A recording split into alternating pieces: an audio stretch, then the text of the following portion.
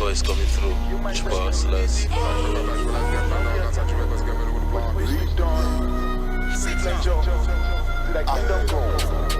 Sound the alarm. I could wait for the dawn. I could only want you splendor. You myself to the kingdom come. Follow us on all our social media platforms on Instagram, Facebook, and YouTube at Mainland 98.3 FM. On Twitter at Mainland FM. We are the sound of Lagos.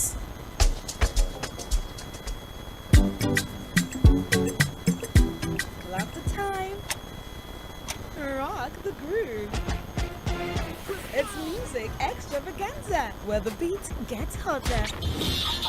Mainland 98.3. Baby, let's go. The sound of Lagos. This is a demonstration of Wirecast.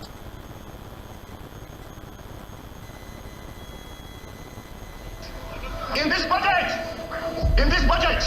that Yari presented to you, I have facts, constituency by constituency. Get ready for the ultimate political showdown every Sunday at 6 p.m. Join the dynamic ᴏᴜᴜ, your trusted guide through the maze of politics and current affairs. Political Roundtable, where the sharpest mind dissect the hottest topic shaping our world today. Don't miss out on the conversation everyone will be talking about. Join Fᴏᴜᴜ as he dives deep into the heart of the matters, exploring the issues that matters most to you. And there is no subsidy in that sector, according to the government. So what you have, and the government is very reluctant to accept this, that we are funding the discos, they are cash-strapped. And so the government is trying to raise money for them. And that is why... Tune in to Political Roundtable every Sunday at 6 p.m.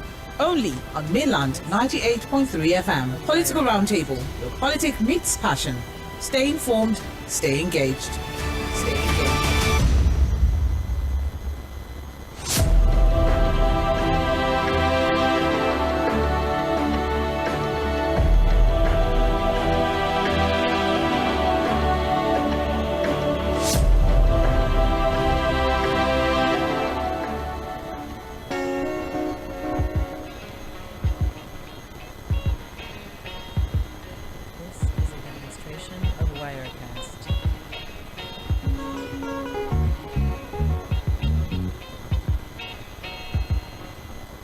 Alright, it's time for Political Roundtable, Mainland 98.3 FM. My name is 괶ᴜᴜ. This is the show where we look at the major issues in the political space. And today it's not going to be different. Ondo is done and dusted.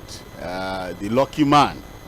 I think what is trending now for the supporters of the APC, I've been seeing a lot of their posts, is Ondo is lucky. And that's... Until they become unlucky. Ondo is lucky because Mr. Lucky Aiyedatiwa has emerged the winner of the Ondo governorship election. It's a bit of a landslide, really, if you look at the results. Nothing major in terms of any surprises, because he has been able to win with over 200,000 votes margin.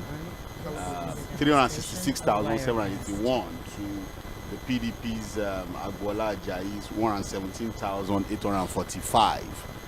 The Labour Party surprised me. Even the SDP had a better, the ADC, sorry, had a better showing. The Labour Party 1,162. Why are you surprised?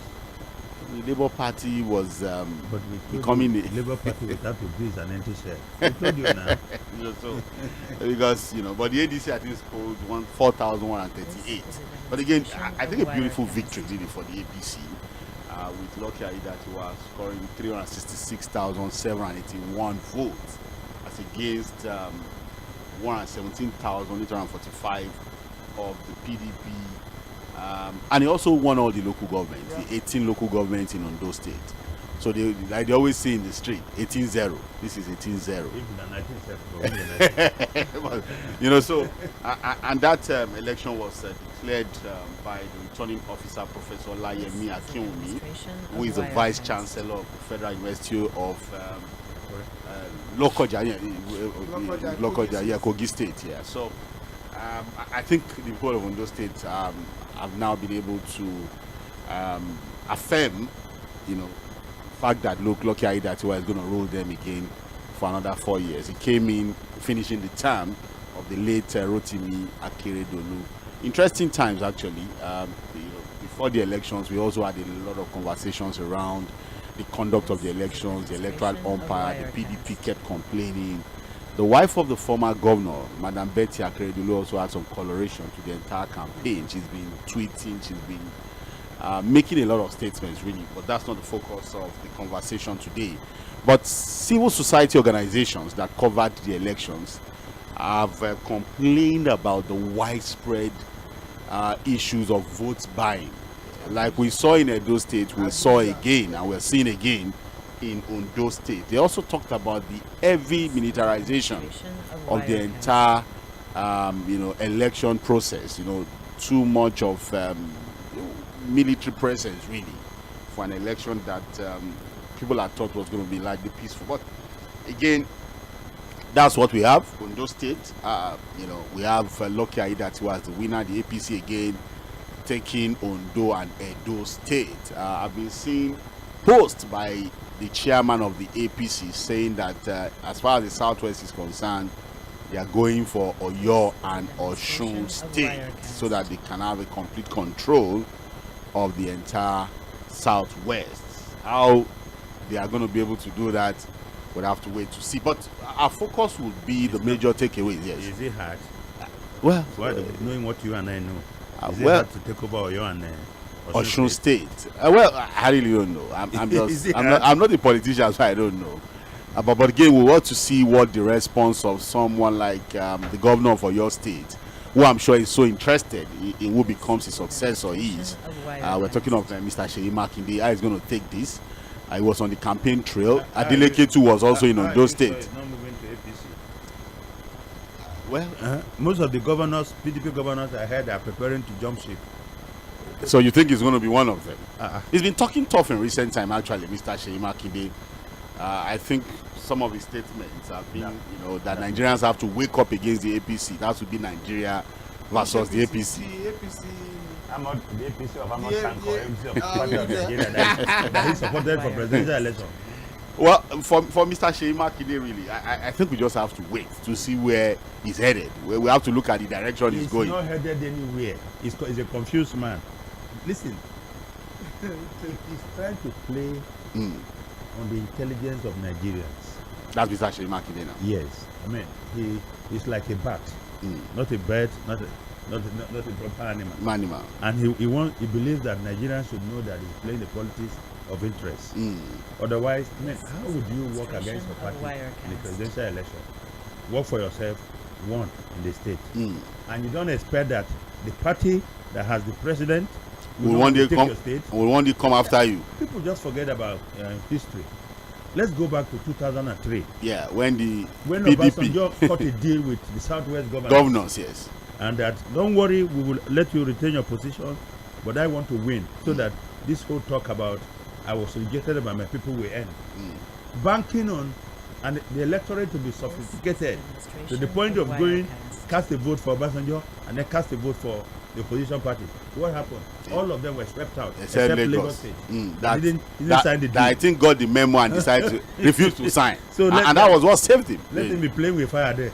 Well, because again, I look at Mr. ᴏᴏ and I'm wondering what politics is he playing? What's the end game for him? What does he really want to achieve? It's tiki-taka.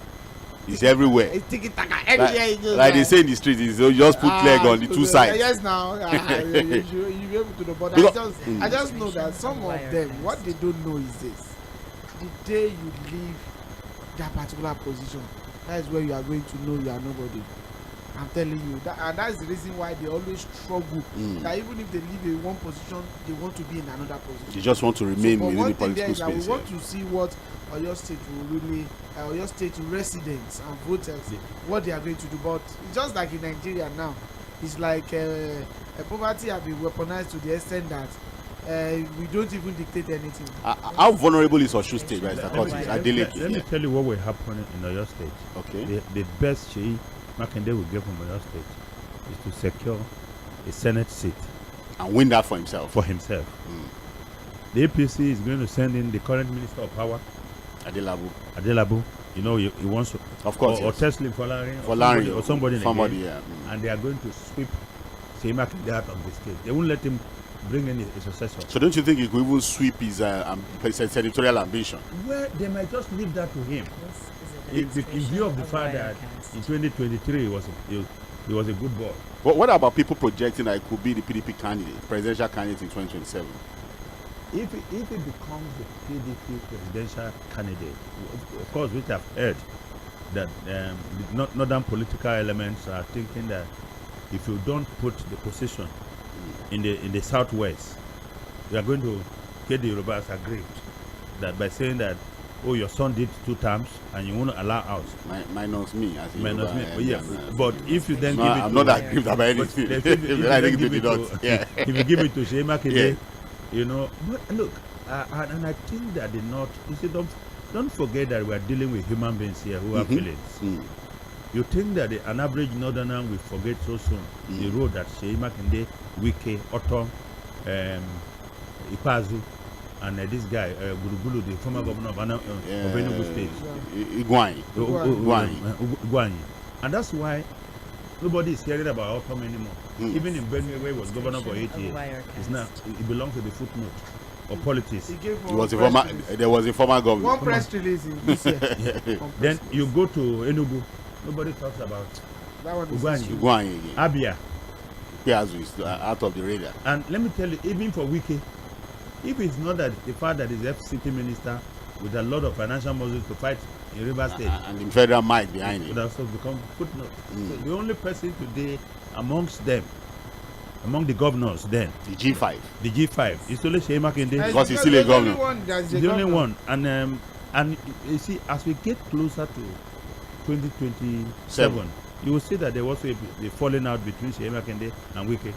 Because the ambition of both of them, the interest of both of them is totally different. At that time, Wike is not ready to contest anything in the next election. He's not ready to contest anything. Well, we're going to talk about the PDP because the FCT, and luckily it's one of the issues on the roundtable this evening. Minister Wike telling Atiku that he has no chance in the PDP in 2027 and that you should forget about the idea of running for the presidential seat on that platform. That was after he said, am I afraid to leave the PDP for the APC? The APC. Who is that person in PDP that I'm afraid of? If I want to leave now, I will leave. Well, you know, Wike has, again, we're going to talk about, you know, he had his usual, normal press briefing, and of course, he will always make the headlines because he's probably going to contradict himself. He's going to say controversial things. He's going to, of course, insult people. And Nuruddin, you know, a lot of times, yes, most of the guys who sit with him during that interview, some of them are senior colleagues, some of them we've always looked up to while also in school, you know. Not all of them. Some of them. I say some of them. I say some of them actually. And they don't ask him the hard questions.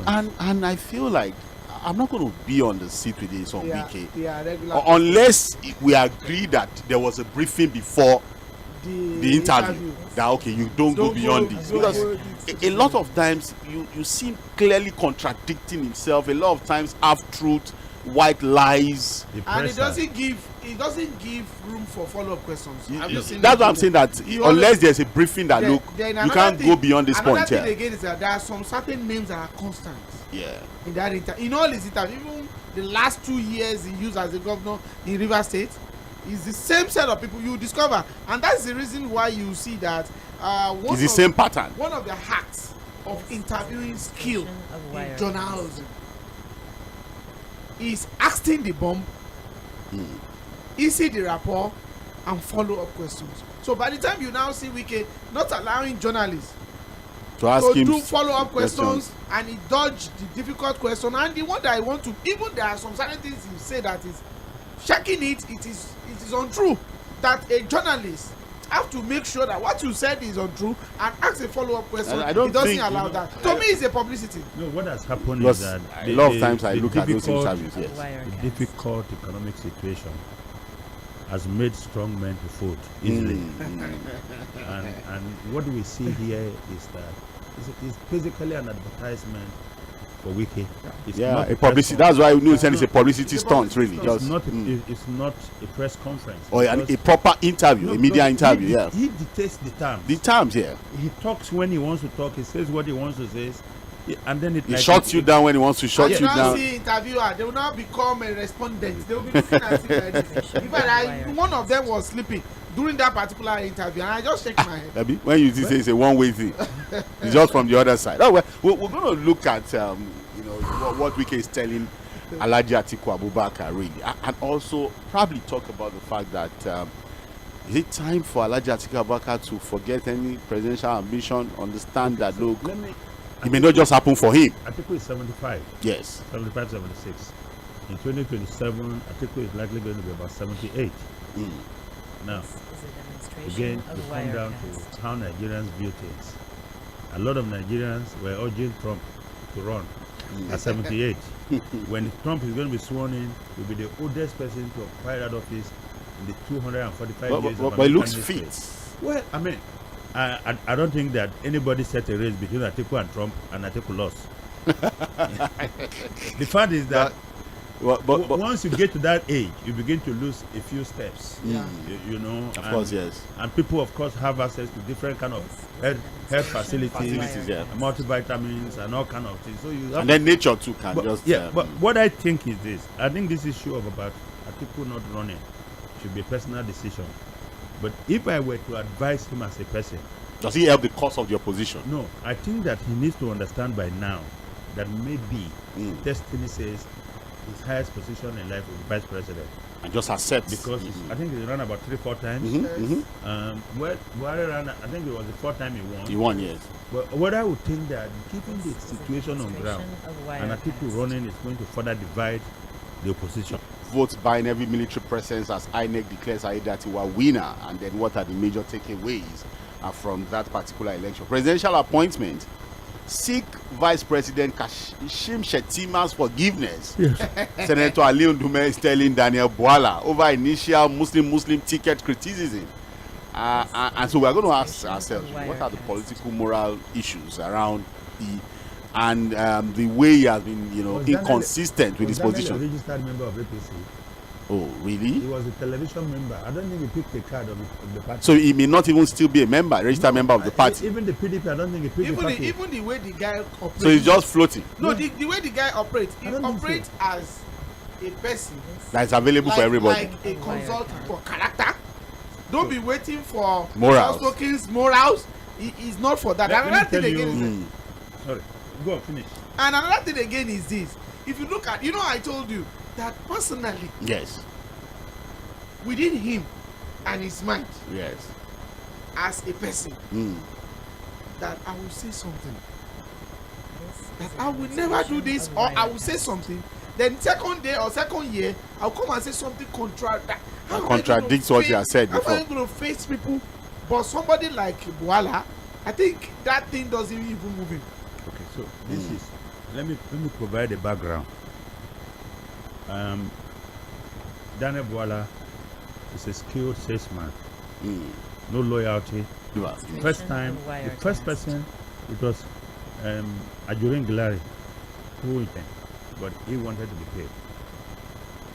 And the vice president and his campaign team at that point felt that we only needed believers, those who were going to give stay the course and commit to it. And so, but with fairness to him, he did mention in that meeting that the current president and the former vice president, that their camps were also looking for him and willing to pay.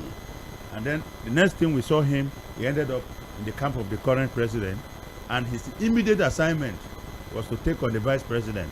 I remember all the tweets he sent out against Osinbajo, how the only job he was given by the president, which is to manage the economy, he failed woefully. How he cannot even win his word. So that was before the primaries of the APC. Yes. So that was the job actually. Yes. So he was doing that, and so he worked for. So for those that don't know, that it all started with. Yes, this is what I'm saying. Okay, so he then went to the Tinubu's campaign, where he did all that work, dismantled, which was to, of course, attack the personality of the vice president. Yes, even went beyond the call of duty.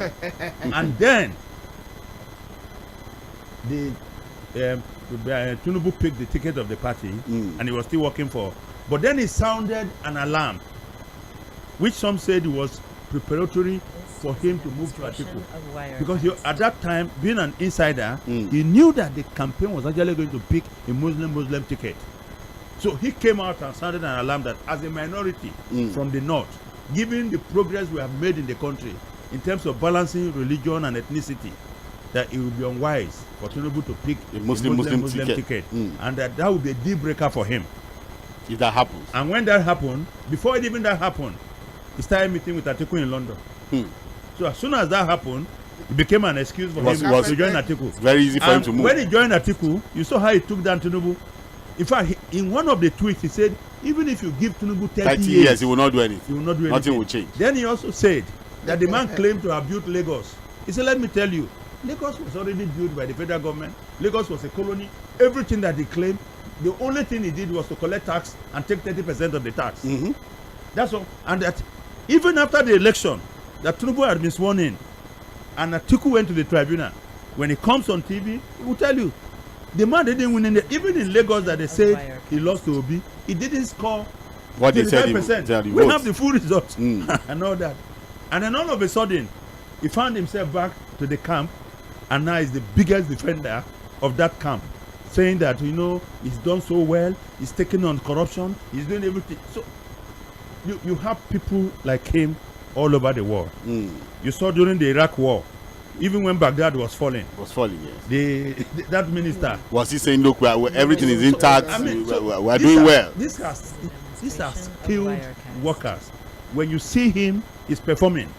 Doesn't necessarily believe in the things he says. He's even saying, yeah. But he research to perform. He's like a dancer. It's not the dancer does sharpen the skill, get it done, entertain. He doesn't care about the people who are watching him. As far as he's on stage, he can perform. It's his skill. He needs to display his skills. So Daniel is a skilled. They do their research, get training, probably even do some rehearsals. Yes. And let me tell you, if by tomorrow he sees an opportunity that is bigger than the one Tinubu has offered, he will go. He will leave, and then he will turn against this camp also. And another thing again that we need to look at, if you look at the series of those speakers speaking for this particular government, I think they need somebody from the north.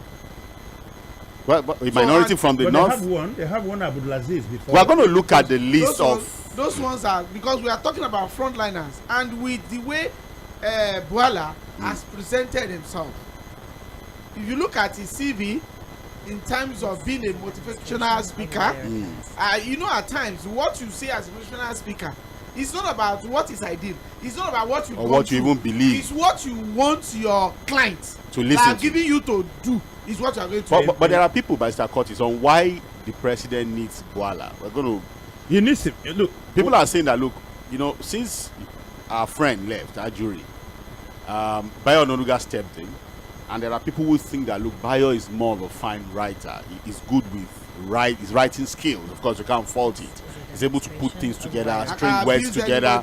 But like, it's more, you know, very good with writing, really. But they need somebody who can really talk, marshal the argument, and forcefully too, you know, begin to make people who see black suddenly believe that what they are seeing is white, and then marshal the argument, shape their perception. I think it's not necessarily about convincing people. So it's about what, really? It's just about speaking out on behalf of these people. To achieve what? To achieve victory. And look, that victory is not going to be achieved in the normal way. But they just want it out there. And let me tell you, the things that you hear these guys say is not for the local audience. It's for international audience. Yes. Okay.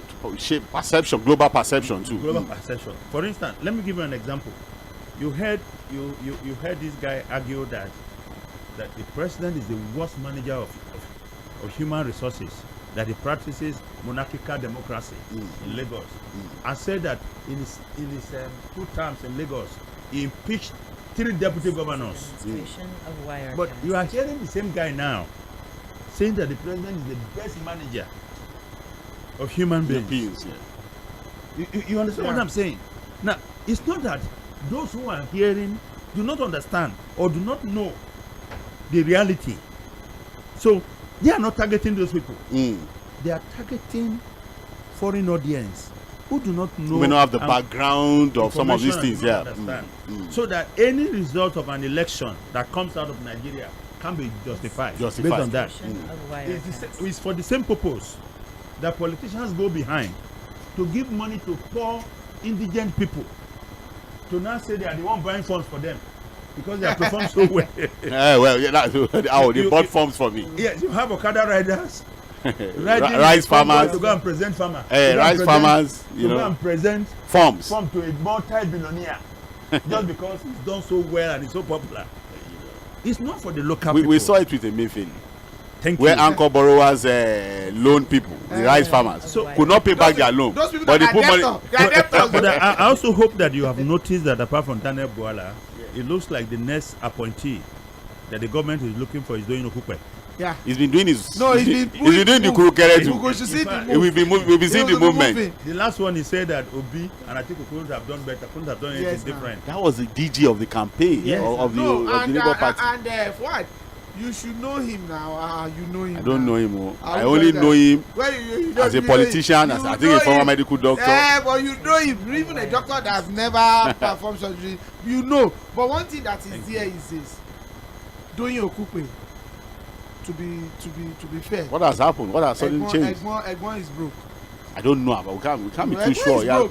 He has not declared bankruptcy. No, he's broke. In fact, one of the interview they asked him that, is it because of what you've gone through, how is your health now? You spent a lot of money. And when you see somebody that said he spent a lot of money. Yeah, but that does not mean he's broke. Yeah, but he's coming out, and we know Egbon used to be on the street. But now Egbon is also quickly gentle. But one thing that is there is this. Having Doyin Okupe, if you can have Bwala, who says you cannot have Doyin Okupe? But we're going to look at even Fᴏᴜᴛᴇʀ is on his way. But that has not pressed because let me tell you, as we get close to 2027, more firepower will be needed. They're going to see Fᴏᴜᴛᴇʀ come on the scene also. Well, guys, one thing there is that I think Fᴏᴜᴛᴇʀ, there may be a lot of people. Those people that he knew around the president, the button that he's pressing has not reached. There's a question you ask: why does the president need a Daniel Bwala? Daniel Bwala, yes. The president needs Daniel Bwala for two things. All right. The president needs a man who will go into a knife fight with a gun and he doesn't care. That's one. Okay. Daniel fits that way. The second reason why the president needs Daniel is to say, I am a redemptive president. I am large-hearted. I'm a father. You can, people who have offended me, like Daniel Bwala, can be forgiven. All kind of things. So, I mean, that's my quality as a father. I can bring everybody in. I can bring everybody in. So it does not matter. No, Ndume is already playing the card now. So it does not matter what you have said to me. You understand? But if I feel that, each time they want to talk, they quote personal interest and national interest. And that if I feel that the country needs you, irrespective of what you have done in the past, what you have said in, that's me a father. I have a large heart. Okay. So it suits the president to have done it. So the narrative is in both ways. The problem is that there are so many supporters of the party that are angry. Because they have done their work. They want that job too. I know a lady who resigned her membership of APC 2 days ago and registered with the PDP immediately as a result of that appointment. I even know one on Facebook that even before the announcement of Bwala, he did the announcement himself, and in a few hours he will be unveiled. That even in the tone of what he posted, it's like we even use aid and everything for the president. He did not even look outside. I know a lot of APC. I don't let us go there. That one did a post that the worst day of Osinbajo's life was the day Buhari returned from the hospital. Well, anyways, him and Aiyedatiwa also. So those guys are now stewing in pains. Why is that? We will stuck out our neck for fight for this guy. He didn't see any one of us. Well, maybe they are also having their own share of the cake. Maybe not as big, but I think they are also getting something. That's one that I have not gotten anything. You know the prodigal son. One of the best lessons I learned from the prodigal son. It's not that the young man who took money and went to waste. It's about the young man who stayed at home, who never gave his father cause for concern. This is a demonstration. And that was the point he made to his father. He said, "This my younger brother took money, wasted it. He's back, and you are killing the APC operative or the operatives who look at them. You don't get anything unless you have somebody in the system that can also advocating for you, push for you. So let me give them free advice. Go and attach yourself to some individuals and serve them for some people time. Of influence in the party, strong influence in the party. Strong influence of the party. So no matter what you do out there, just have that if you connection. don't have an attachment within the party, direct connection that can connect you. No way, nothing happens for you. Okay, all right. Well, we'll look at the third issue. We're also going to talk about the third issue on the roundtable this evening. And we want to apologize to our listeners who have complained about our radio guarding platform. I think we have some technical issues, and I think our engineers are already working on that. But we can see the numbers on Facebook and YouTube, so you can just manage with us today. Go on our Facebook and YouTube platform. I think we should be fine with those two platforms. Well, our engineers are already working on the radio guarding platform. I'm hoping that it will be back, very, very soon. But we're streaming on Facebook, we're streaming on YouTube, so let's just walk now. In the past, it's been leadership and Baba go slow. Leadership were getting at this statement, what he feels really about the current president, the way he's handling the issues of nation building, his entire reforms, and also the conversation around state capture that the former president is talking about. So we're also going to dissect all of that. And then, of course, Ondo election. So it's going to be a robust conversation. But let's just get straight to the issue of vote buying in Ondo State, Mr. Curtis. We've talked about Aiyedatiwa, as predicted, was going to win 18 local governments. He's taking all of them. Good margin, good victory for him. He can now have his own 4 years. And then let's see what's going to come out of that. But the CSOs, Yaga Africa, a lot of the CSOs have monitored the election. As I said, in Okitipupa local government, Ward 09, Unit 003, it was reported that voters were solicited for their votes, with APC allegedly offering 10,000 naira per vote, and the PDP doing 3,000. In Odigbo LGA, Ward 01, Unit 001, Ojabale, Agbabu, similar allegations were also made. Some observers also reported instances of electronic money transfer to party agents to avoid using cash.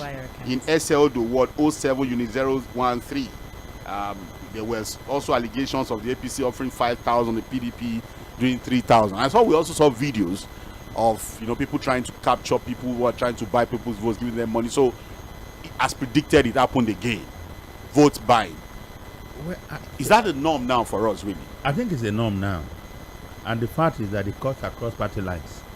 Yeah, the CSOs are saying political parties. It was almost all the parties, at least the major parties. Yeah, induced voters to buy their votes and to get their votes. So you cannot particularly blame the APC alone as the party doing it. The difference, however, is that APC as the party in power has got more money and can offer higher amount of money to the voters. If a group of armed robbers decide to go and rob, and one with AK-47 kills 15 people, and the other one with Sakabula kills 2. Both of them are guilty of the same crime. They are all armed robbers and they kill people, and all that. So, to that extent, you cannot blame the APC alone. However, what is bad for our system is the fact that this corruption, the corrupting of the political process, and of course we saw flashes of it in the US last time, where Elon Musk was going out offering people $1 million if you register to vote for Trump and all that. Now, the problem with that is that it takes the issues off the table completely for the people.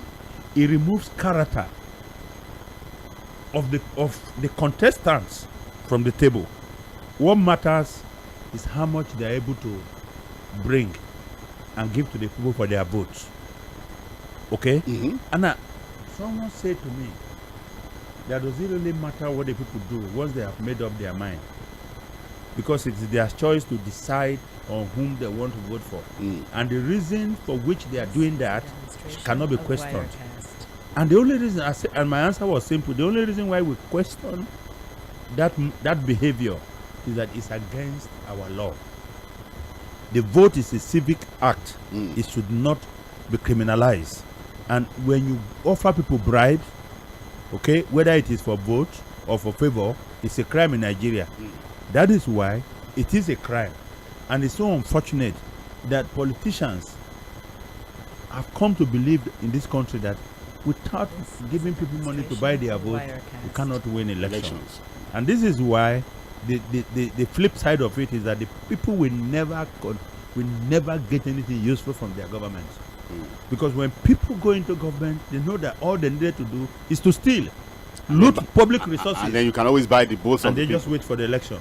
And when the election comes, you buy the votes and you're back. So it's the situation. Can we redeem the situation? Can we get out of this? Are you going to redeem That's why I it? said, is it a norm? Can we just? Are we going to accept it and move on? I would rather move a motion that they capitalize it in capital letters in the Electoral Act that is not enough. Because the people who should stop it at every point in time right now are the beneficiaries. Who are the people conducting the election? Is the federal government conducting the election today as we speak? The head of the federal government and all his supporters in 2027 will still buy votes. So why are they going to make it illegal against themselves? This is a demonstration. How many people, even those that they have arrested in the past for vote buying, what has happened to them? Have you seen any prosecution? Nothing. So it's just for TV consumption, like the one we saw last night with two miserable Ghana must go back with one machete in the boot of the car. And to show that something we did something. Yes, you know, the one where we saw where the presiding officer was telling the policeman, "Be alert, be alert." These boys that I'm seeing here. Before the assailants came and then dispersed everybody. Snatched the ballot box and left. But by Curtis, before I come to you, I saw pictures and we've seen videos of God knows how many governors of the APC who stayed overnight in Ondo State. They said they were more in the situation room of the APC. I even saw the man from Borno State flew all the way from Borno State, Zulum. He's not really been very active really with things like that, but we saw him this time. Almost all the governors of the APC, the usual governors that would always be available, we saw them too. Our governor in Lagos State, as expected, was available. The governor of Ogun State is always available. You know that one? Yes. The governor of Lagos. Yes. Is actually the chairman of APC governors forum when it comes to cash. Well, that's what people have been saying. But not appointment to when it comes to contribution of cash to any election in Nigeria. To the arrest different states. Even but why is it by Curtis? I get you. There's nothing wrong in. You say will be withdrawn. That there are two laws in Nigeria. Yeah. One for the poor. Wait, from what we have seen, what you know now? I don't know. what they do is that they all travel. They all travel into the states with cash, with money for their to do what? Buy boats. Isn't not what they're just reporting. Well, we'll see that. We'll where do you think the money is coming from? Those monies that people are using to buy votes. They contribute these funds and give to the party and the governor. But don't you think if that's the purpose, if it is true, because I will still assume that it's just an allegation. But let us even say that is the truth, that they are there to support financially, make cash available.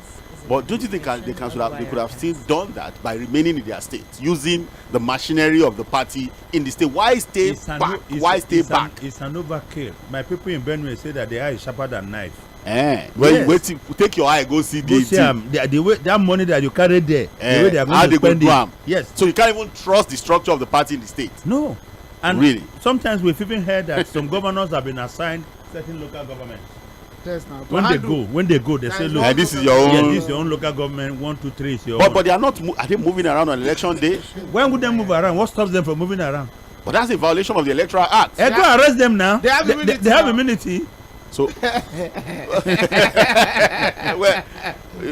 again, to the SEC office and the holding hands. They couldn't arrest him because of immunity. Oh, so why they are there, even if they break the law, the Electoral Act, they are untouchables. Why your problem too much? You know now. You know that in Nigeria. Yes. Immediately you become governor. Even if you kill on national television without immunity, it's until he leaves the post. Nothing will happen. So they can break the law. They can do that's the thing. But the only governor they can attack is a governor that is not in tune with their party, and it doesn't belong. You can see that one. They will pour out water, pour anything there. You can even see a policeman that will be cocking the gun. I want to shoot the governor. Because again, by Mr. Curtis, we talk about perception management. We talk about the optics, and we talk about how to build and strengthen our democracy. And of course, we've always questioned the commitment of these our leaders. Which democracy? In Nigeria, we are not doing demo there. Talk less of democracy. Because democracy. If you must campaign for your party, I'm not questioning, but the idea of seeing all of them stay leave back, your own state, and at the end of the day, look at even the votes. Everything is about 500,000 votes. The registered voters in Ondo State, I think I had a conversation with Dr. on that. Politics. I think it was about 2 million registered voters, and we are just seeing about 500,000 people actually voted. If not for the billions that even came out, maybe it would have been maybe 200,000 people. You know how many people? Even the local government election. See, people have lost faith in the political process. Look at what INEC said after the Edo election. Well, we've learned from our mistakes, and we're going to correct them in Ondo. The same set of mistakes happen again. But I think transmission was better this time. The transmission of results, because as of yesterday, about 90-something% of the results had been put on IREV. So I think it was a bit better, really. Look, it's not every Ondo was not as contentious as the Edo one. Well, initially, yes, everything was reporting. Is that sometimes you struggle to find words to express why things that are not difficult in other places. What is about election? Election is simply voters going out there to make their choice. We do it in our clubs, we do it in our schools for class reps. You understand? But when it comes to choosing people who are political leaders, then the process becomes so corrupt because of the benefits that people get from this. And the benefit is just about the resources of the people. That's really. all, nothing more. There's no reason for this desperation, really. The struggle is over access to public treasury, nothing more than that.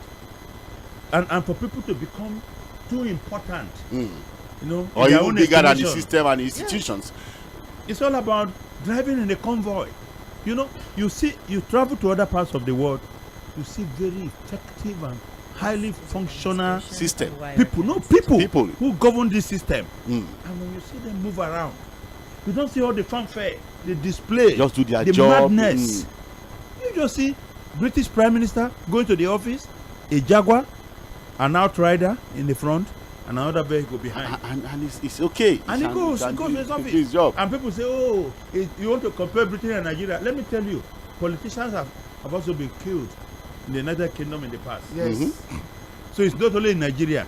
The major reason why our political office holders or political leaders cannot walk freely on the street is because they are afraid for their lives and because they are corrupt. There was a case in this country where armed robbers were operating on the Ibadan Road. I'm not sure if you read about it. And the late former governor of Oyo State, Wike, happened to fall into their hands. And they were robbing another person. The leader of the team asked him, "Sir, you look like Wike." He said, "Yes, I'm Wike." He said, "No, you are not corrupt. Let him go." You think people are not watching? People are watching.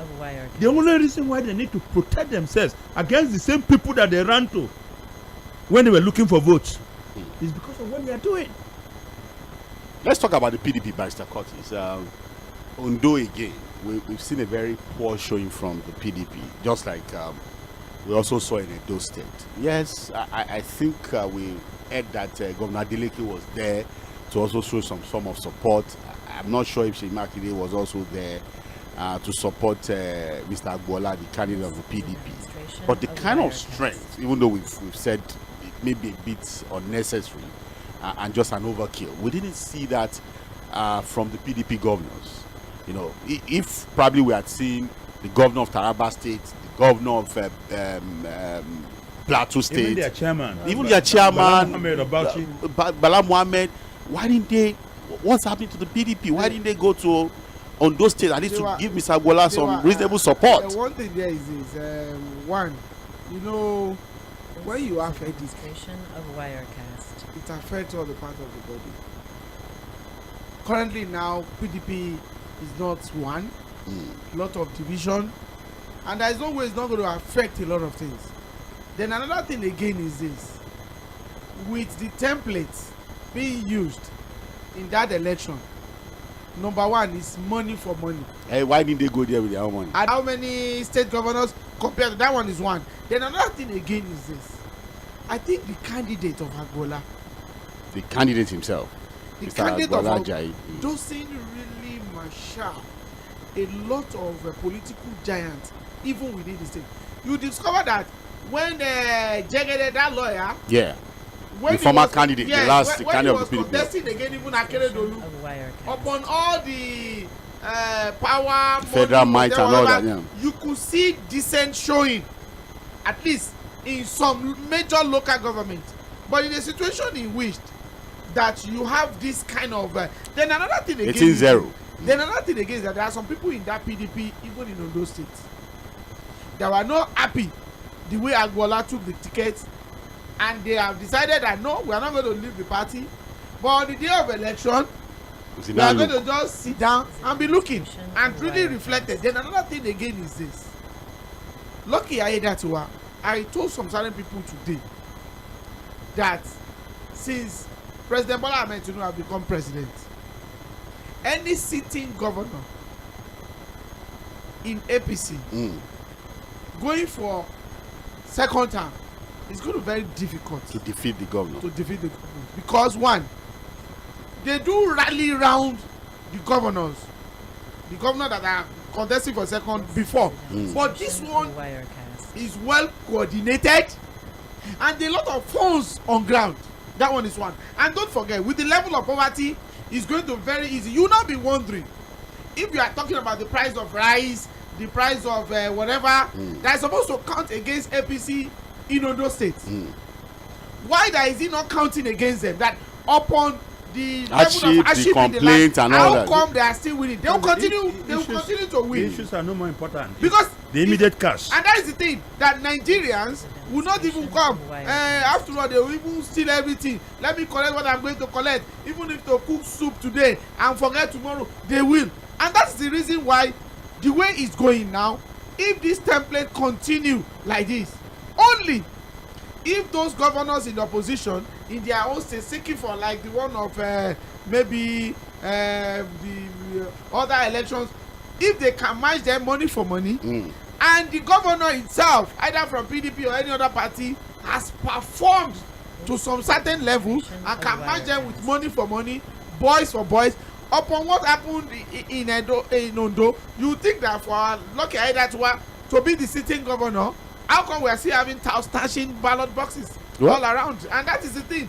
So money vote buying has come to stay in Nigerian politics, and with the situation in a Senate climb, the lot of politicians in Nigeria, they cannot win any election. But in our own environment, with the issue of vote buying, I'm telling you, even if some parties put up a monkey to become anything with money, we have monkey not just as governor, as senator, house of rep, as local government chairman with vote buying. Okay, well, it's unfortunate that we are accepting this anomaly. We are taking it as a norm. We are not accepting it, but we cannot. Even when we reject it here, it's not rejected because we are not. We can only say what we will say. They will still do what they want to do. And then they will tell you that these guys are just in the studio making noise. They're just going to do what they are going to do. Well, so long as there's a market and there are goods to sell, people will buy. And that should not be votes. Well, John Bernard Ois, I quickly just saw that saying all the PDP governors were there on Thursday, I watched their campaign live. I'm not talking about Thursday. No, during the election. I'm saying stay back. That's what I'm saying. You other parties. Stay back too. That's what I'm saying. So maybe there's something about staying back, really. No, that's what we're saying. You know, the eye is sharper than the knife. They have to ensure that the money is going the right way. And they can use their eye to see and monitor what is happening. Well, where you have governors, they did not go to. There are some governors that left their own state, including my own governor in Ogun. He's always available. They will now go there. They won't just go there alone. No, they will go there with their own staffs. They will go. From Nigeria. In fact, they will go with a lot of special advice. Even some with commissioners. And I see the way they fly private jets by Mr. Curtis into these states. Let me tell you something. It's such unfortunate that Nigerians who are suffering still do not know what's going on, the extent of the waste in the system. I once asked a question, and I'm going to ask that question here. There is no governor in Nigeria today flying private jets around. As a businessman, we take that money from his own pocket and waste it like that, throw it around like that. But you know what? Government money is nobody's money. It's an elephant cutting where you see. Nobody cares. After all, you can classify it as security vote. All right. So this is just a sad situation. The biggest problem, people talk about corruption, but people don't talk about the system vulnerability. The system that allows the chief executive of a state to call the accountant general and say, "I need 2 billion," and it's made available. It's provided. You know, this is when we talked about plural executive system. Like you have in the state of Texas in America, where the governor can be elected on a different platform. The minister, the commissioner of finance can be, And then the deputy governor is the leader of the state senate, where budget is approved. Okay? The commissioners are themselves elected, just like the governor. So the accountant general is elected. So it could even come from another party. Yes. And so, because it's elected and it's not beholden to the governor, it's only beholden to the people who elected him. If the governor calls him and say, Mr. Commissioner for Finance, make 2 billion available, and say, the answer will be, Your Excellency, which of your accounts do you want the money to go? But there are people that will argue that if we have the plural executive idea, it could be disruptive. And nature is different. No. We conducted election in this country before on non-political party basis. And people emerged and performed their duties. What we are talking about is that since our people don't have the moral spine to stand up and do the right thing. Look, you heard people, there are certain things that will happen or certain directives that will come from a head of department in the United Kingdom or in the USA and in other parts of Europe. And some of the workers will get up and say, they cannot accept this. And they are quitting. They will not only quit, they will expose the issue. But you know, the law of their countries protect them. The president cannot just move against them like that. For exposing those things. Yes. But here, those guarantees are not there. Those guardrails are not there. You know, if you stand up to your governor and say this is corruption, I'm not and the governor sacks you, nobody will speak for you. Look at the case. Even your family member will disown you. Family members will disown you. Look at the case of Adu Mominu. Yes. The member of the House of Reps, who came out to say, look, well, the man has been left in the cold. Where is he now? Well, is in the House of Reps now. The House of Reps. He won on the ticket of NMP. But he's just been there, very quiet, you know. I mean, he used to be very vocal. So everybody who has stood up for the people to fight for corruption who face the music. You face the music. Nobody fights for you. All right, let's look at the people who are fighting for themselves. And we're going to talk about Daniel Bwala again. We started the conversation, and Senator Ndume, they are from the same state. In fact, he represents him now in the Senate. In the Senate. So he decided to advise him. And the advice is that, look, it's time for you to go and apologize to the vice president, who I think in the mind of Senator Ndume is still not happy with Daniel Bwala. So one would assume that this appointment is the president's choice. Because again, what Senator Ndume is saying is that, look, it's time for you to go back and apologize to the vice president, who you condemned his nomination as vice president on the basis of the Muslim ticket. And that this is time for you to also retrace your step and understand that, look, when it comes to politics, the fact that you've been accepted again does not mean that tomorrow you misbehave again. Understand that, look, sometimes before you go into this kind of criticism and outrage, understand the issues. Let's first discuss or talk about what Senator Ndume is telling Daniel Bwala. Why is it going to? Do you think it's necessary for him to go and apologize to the vice president? Most distinguished, as I call him, Senator Ndume, yes, he's a friend, courageous man, but I don't think he's qualified to advise. Or is he just being sarcastic? Is he trying I think so. I don't think he's qualified to advise Bwala on the need to apologize, because he's someone who is not afraid of breaking away from his party on issues whenever he disagrees with them. The only difference is that when he disagrees with his party, majority of Nigerians usually agree with him on that issue. For instance, when he says to the president, the people are suffering, we are just speaking grammar in the country, the people are suffering. Of course, the party disciplined him, but he stood by what he said, and we all know that what he said was true, right? Now, but I think he also he's had some personal issues with Daniel Bwala based on the way the young man had behaved. And one of the things he said about Daniel Bwala was the number of security men that accompanies him when he's coming home. Oh, yes. By lying to Mr. President that his life was in... And so it was just a show-off, really. It was not really... in danger. You know, that was after he found his way back to the villa. Subsequent trips that he made home, he came there heavily protected. Protected, yes. So Ndume took up an issue with that. Look, there's no such threat to your life that required that. I'm the senator from this place. I come home without. Yes, but I don't think that he owes the vice president personal apology. This, in my opinion, is because I think he made a generic statement. First of all, before you personalize it, what Daniel said was that a Muslim dictator was not helpful for the country. Do you understand? Divide the country. And at that point, he started sounding the warning even before Shettima was named. So I think the sense in which Ndume is making this is that, okay, as things stands today, Shettima is the leader of the party in Borno as well as the Northeast, and you happen to come from the same place with him, right?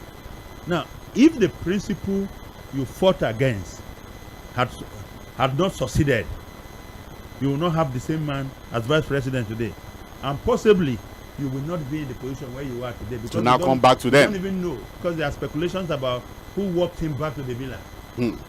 Some said it was the chief of staff. Some said it was Ajuri Ngilare, you know. Well, Ajuri left. Yeah, before Ajuri left. No, Ajuri, he was already going there before Ajuri left. Before Ajuri left, yes. It was already... Some said it was Ajuri and all that. So, I think the point that I take from what Senator Ndume is saying is that Ndume is calling for Daniel to be consistent in the things that he believes in principles, not necessarily the way he behaves, the way he's going about things. So he feels that now, having criticized this position, and now you have joined that position, you owe the man who is the ultimate beneficiary that apology. Because of the outrage. And Daniel is going to apologize. There's no doubt about that. No, maybe he has even apologized. He's going to apologize if he has not done so. Maybe Senator Ndume wants a public apology. Yeah, but okay. I'm very sure that for somebody like that to apologize is not even hard. I'm telling you, for somebody like Bwala, because somebody as a consultant that he only believes in making money. So I'm telling you, to apologize is not so far. He's going to butter his bread. Another thing again is this: there are some other compliments that Ndume said. Ndume said this time around, you should work with others that are handling the information of the president, and also don't abuse.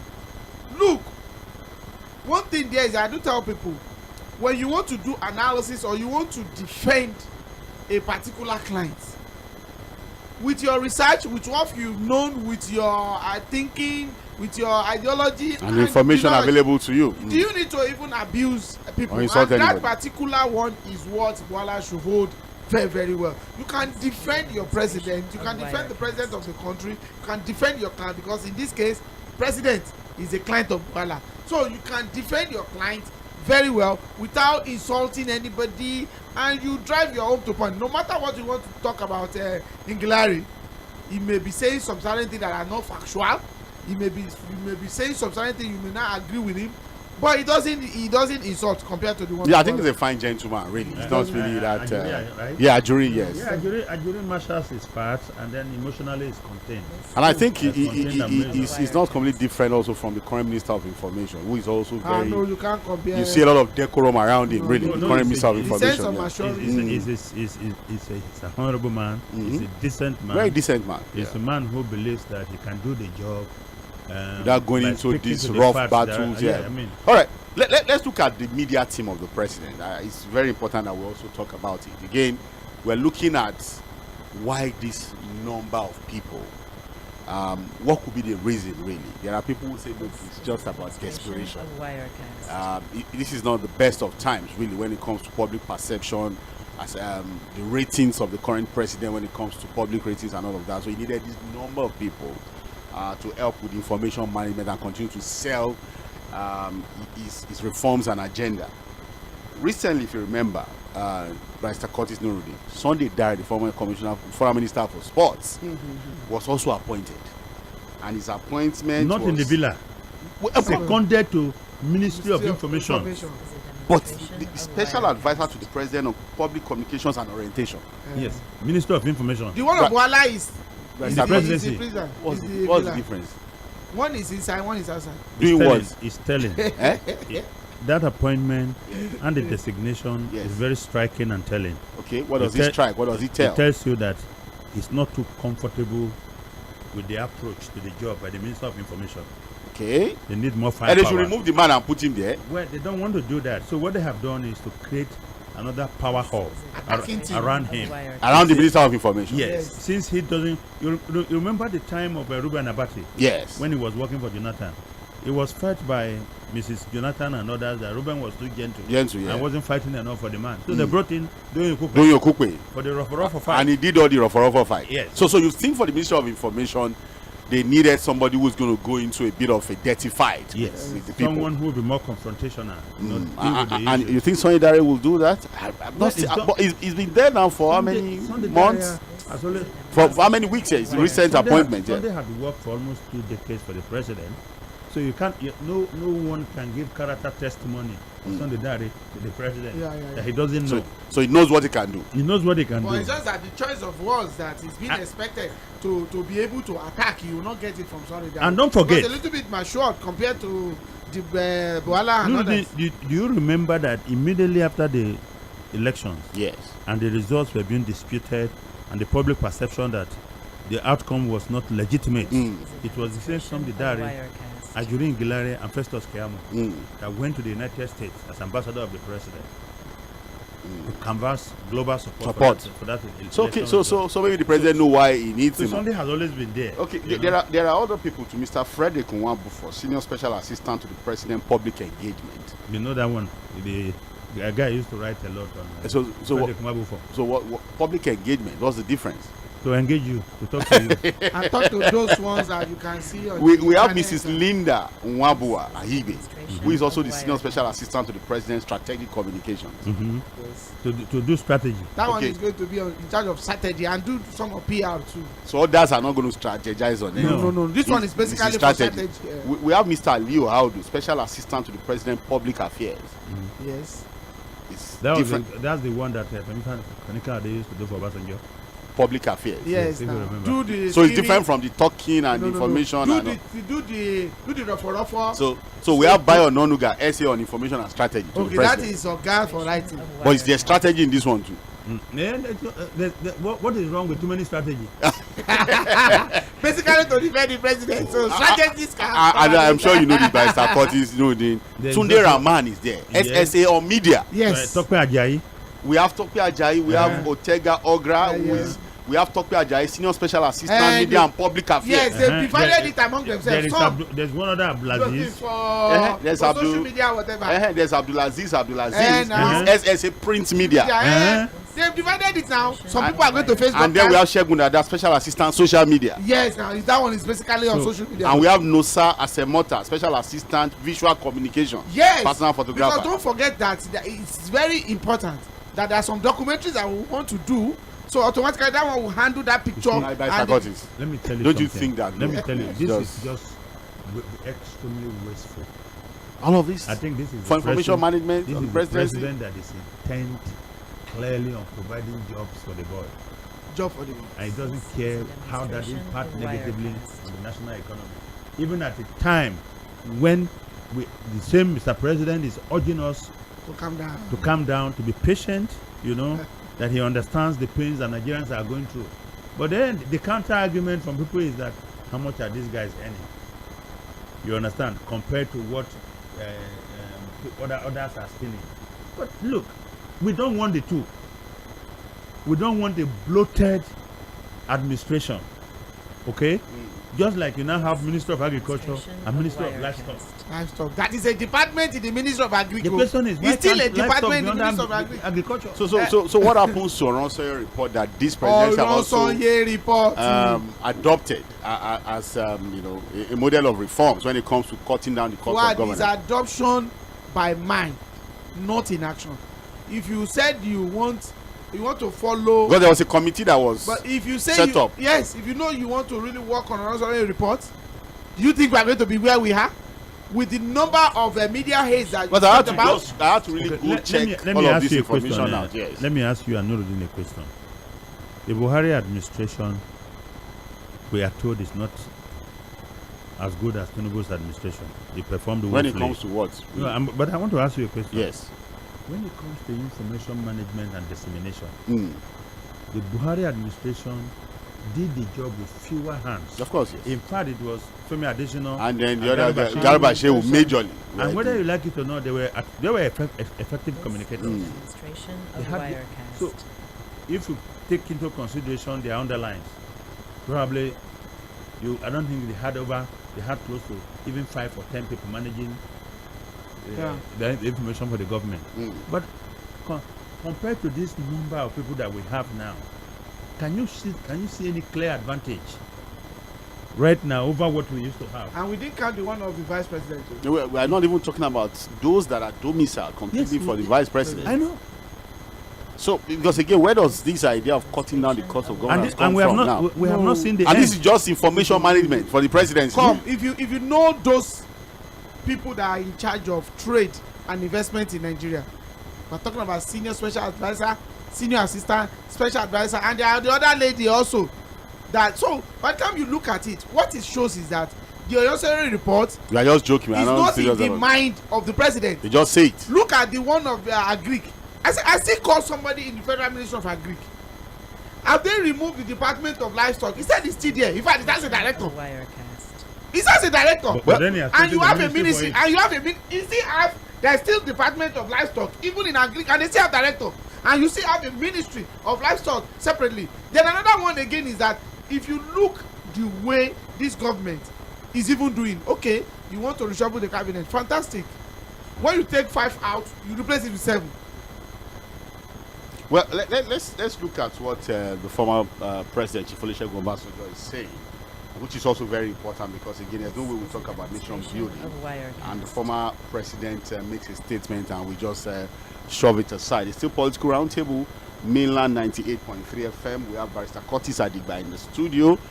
We have Nuruddin Adegbenro in the studio. I had to forget about talking about US elections and because they've made their choice. Let's face our own problems here back home, but it's refreshing really to have Barrister Curtis Adigba in the studio this evening to look at our own domestic issues. The former president, Chief Olusegun Obasanjo, he will not stop talking. He will continue to write and again, the 괰ᴏ himself said that, look, the former president has issued a scathing critique of Nigeria's current state under President Bola Ahmed Tinubu, labeling the country's status as a failing state, marked by pervasive corruption and leadership failure.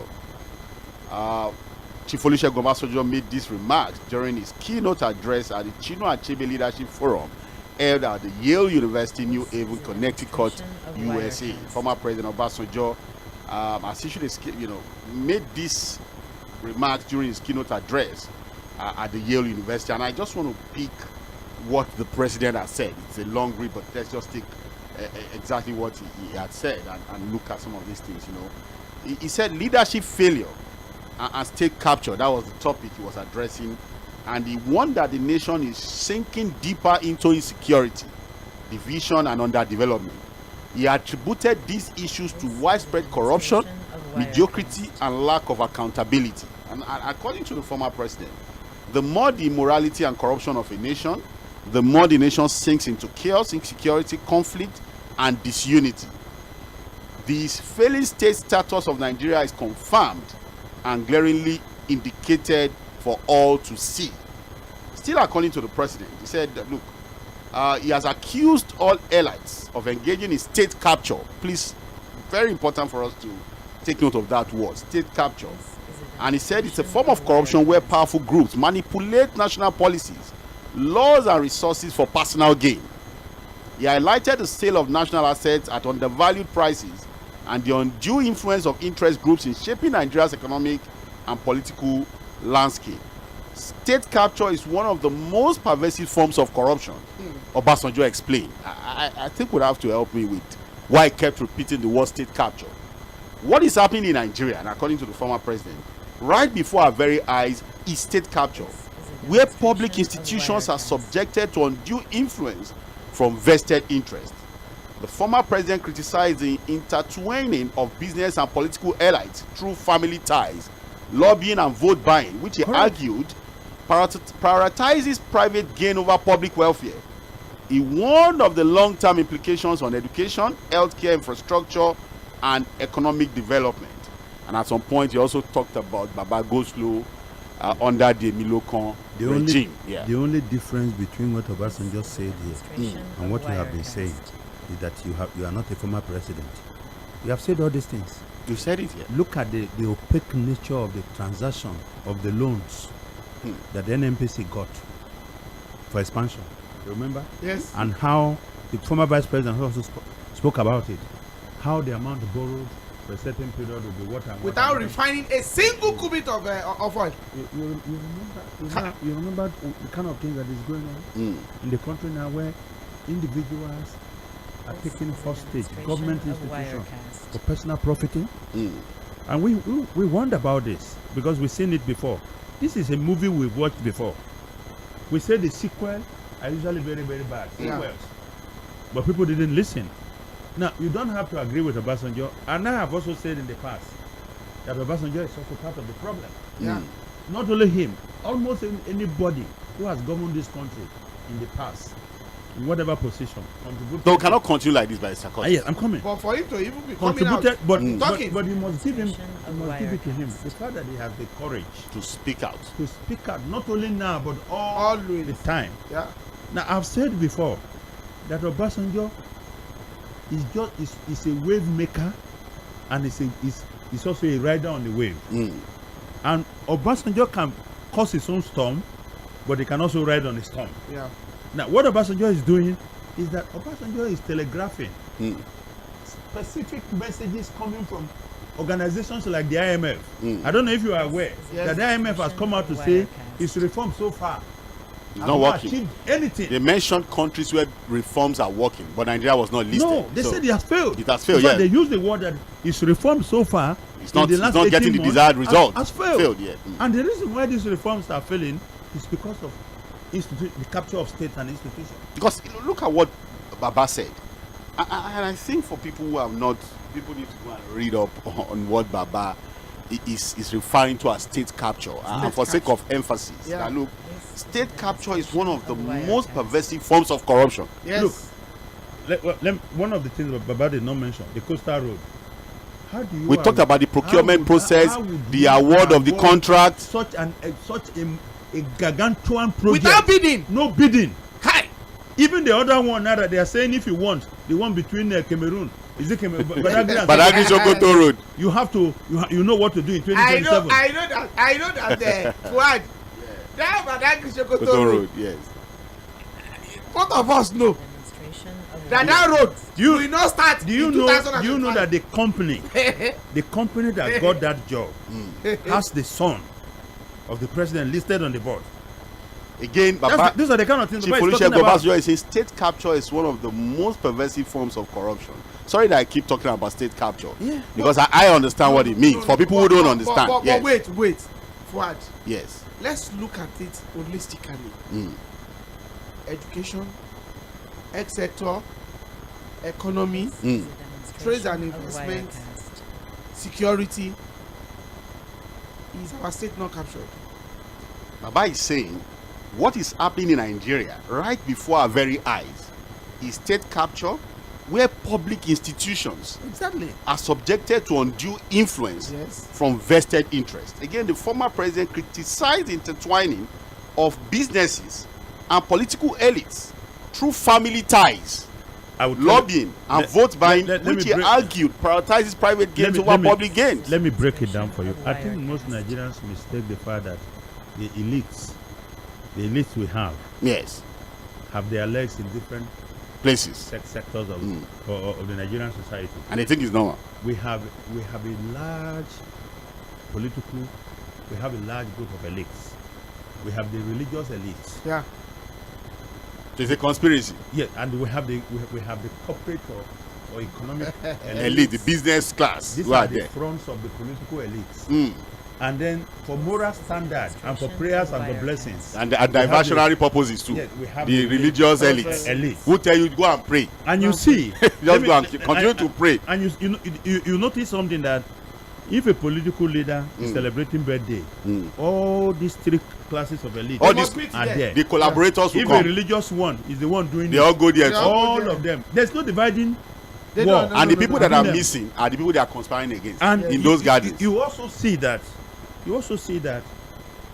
when the one they don't want is in power, then they use their religious wings to take the battle to them first. And they are very vocal. But the one they like, they keep quiet.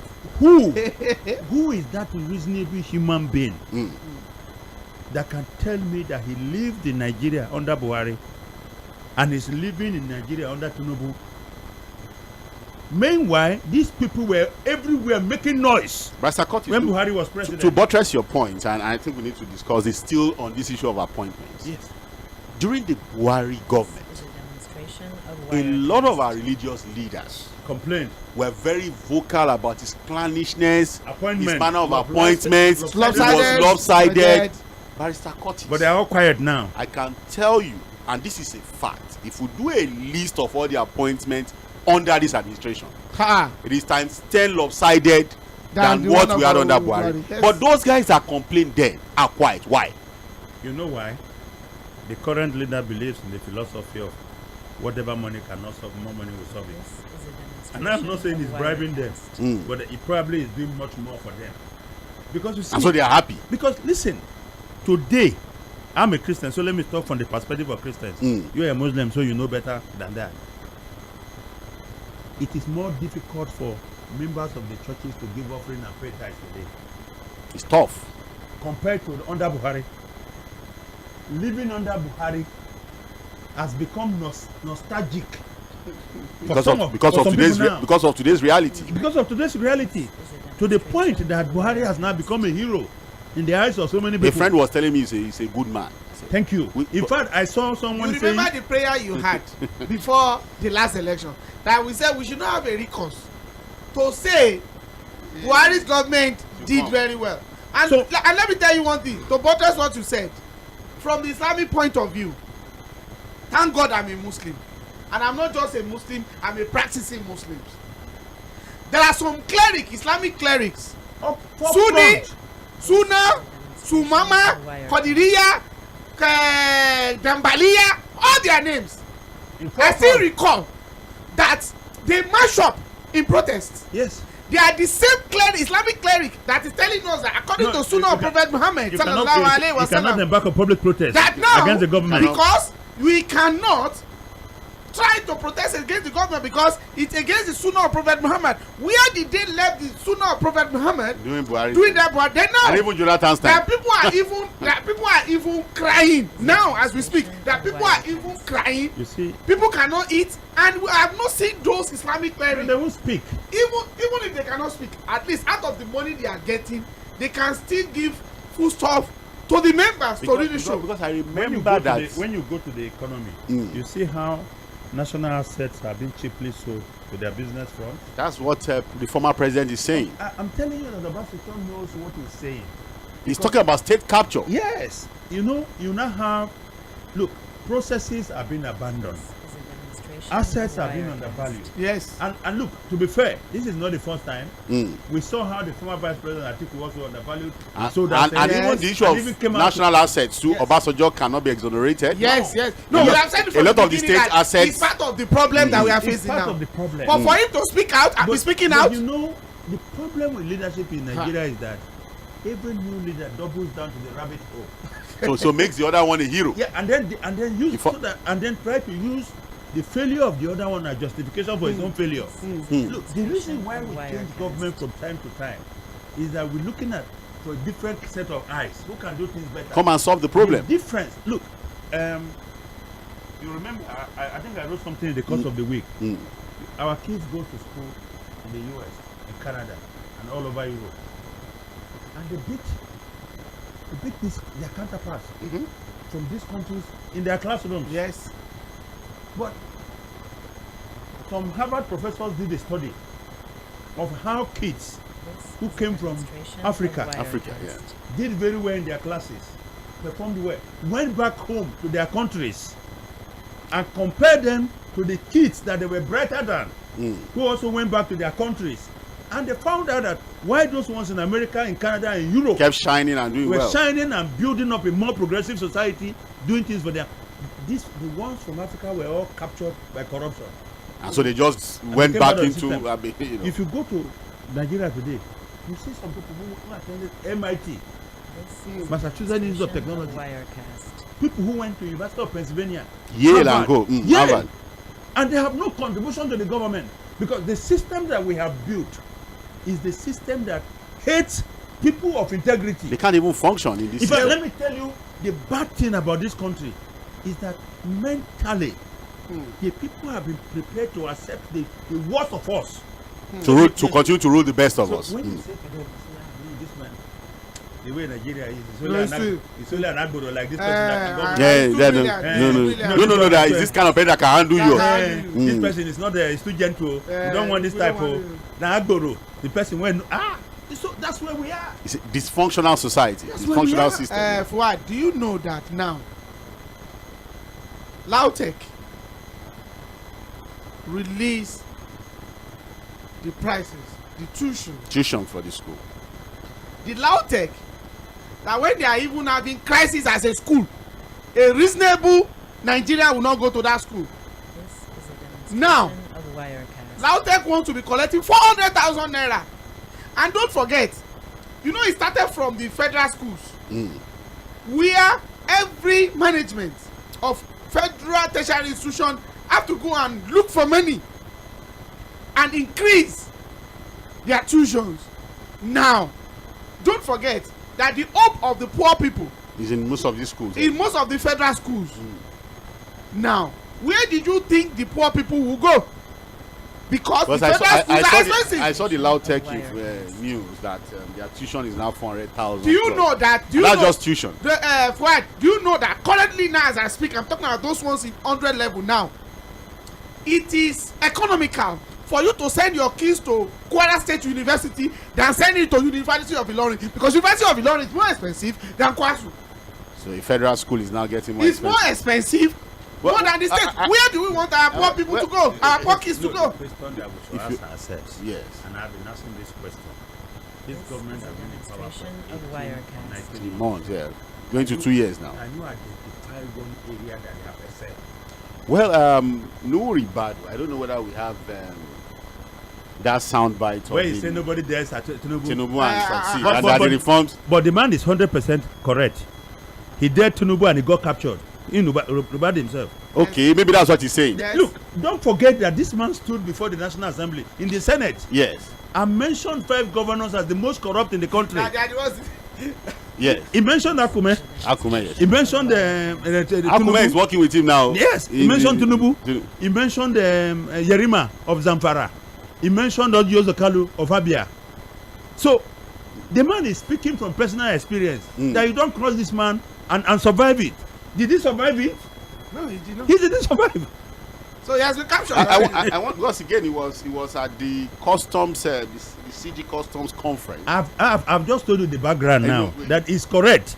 That you don't challenge this man and not be captured. So you think he's captured? He's been captured, but there is no evidence to support any other thing, especially since he became president. Because as far as we are concerned, he has not captured the bandits yet. He has not captured. No, he has not captured this one. There's a part of the statement that we highlight. I think I have the sound, but let's take some water. Listen to the National Security Advisor, Mr. ᴏᴜ, talking about the sagacity, the dexterity, the capacity of the president to always defeat his adversaries. He's right. It's still Political Roundtable, Mainland 98.3 FM. Let's just take a quick listen to the National Security Advisor, Mr. ᴏᴜ, again talking about the new terrorist group that has infiltrated the country, the Lukarawa group. But while he was discussing that particular terrorist group, he also took some time to talk about the capacity of the president to defeat his adversaries. We'll be right back.